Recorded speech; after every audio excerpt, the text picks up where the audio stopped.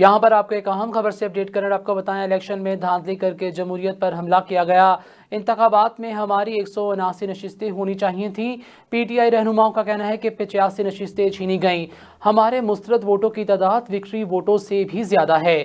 تفصیلات کے مطابق اپڈیٹ کریں تو آپ کو بتائیں پی ٹی آئی رہنماؤں نے اسلام آباد میں پریس کانفرنس میں پی ٹی آئی کے مرکزی سیکرٹری اطلاعات رؤف حسن، شیر افضل مروت، شاندانہ گلزار، ریحانہ ڈار، سلمان اکرم راجہ اور دیگر رہنماؤں اور امیدوار بھی موجود تھے۔ تحریک انصاف کے سیکرٹری اطلاعات رؤف حسن نے کہا کہ انتخابات میں ہماری 179 نشستیں ہونی چاہیے تھیں۔ ہم سے 85 نشستیں چھینی گئیں۔ 46 نشستوں کا ڈیٹا ہمارے پاس موجود ہے اور بقایا نشستوں کا ڈیٹا بھی ہم 24 گھنٹوں میں مکمل کر لیں گے۔ ہمارے مسترد کیے گئے ووٹس کی تعداد وکٹری ووٹ سے بھی زیادہ ہے۔ 2024 پاکستان کی تاریخ کے سب سے زیادہ دھاندلی شدہ انتخابات تھے۔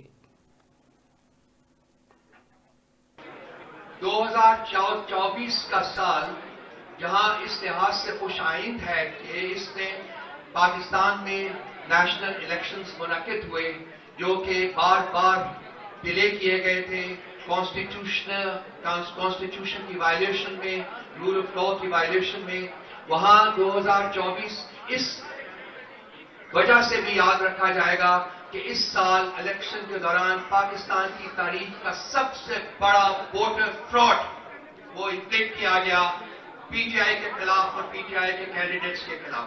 ہمارے جو اندازے کے مطابق جو اس وقت تک ہم نے کمپائل کیا ہے اس کے مطابق 177 سیٹوں میں سے جو ہماری ہونی چاہیے تھی 92 صرف ہمیں دی گئی ہیں اور 85 سیٹس جو ہیں وہ فراڈولنٹلی ہم سے لی گئی ہیں، جن کے لیے کانسٹیٹیوشنل اور لیگل سٹیپس جو ہمارے پاس ہیں وہ ہم لے رہے ہیں۔